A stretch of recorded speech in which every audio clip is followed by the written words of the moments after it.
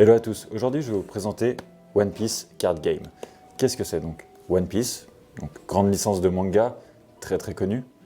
Si tu connais pas, je suis un petit peu choqué, mais si tu veux, c'est un peu l'équivalent de Pokémon. Enfin des cartes Pokémon dans le monde des mangas, c'est un des plus connus. One Piece Card Game, donc comme son nom l'indique, c'est One Piece, des cartes et un jeu.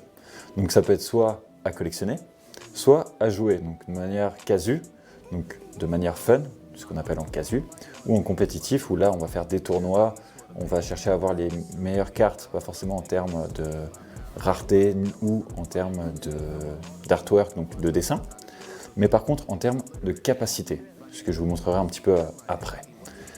Et là, le but c'est d'avoir des meilleurs résultats contre les autres joueurs, parce qu'on aura un deck. Donc un deck, c'est un paquet de cartes constitué de plusieurs types de cartes, avec des effets, un leader.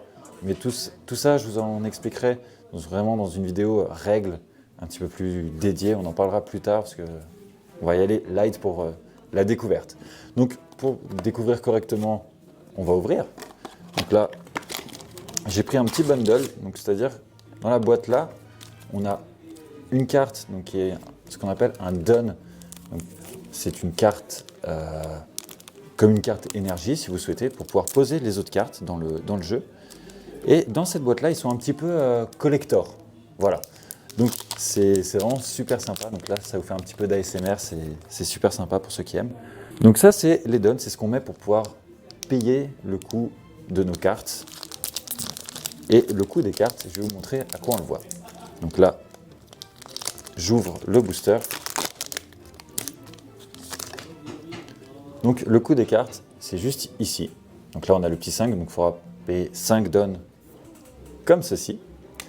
Et en dessous, donc là, on a la capacité. Savoir, on a différentes raretés, donc là, on a toutes les communes. Ensuite, vous allez avoir commune Enco. Là, on a une rare. Donc les rares sont brillantes. Et derrière, là, on a une SR, donc c'est une super rare.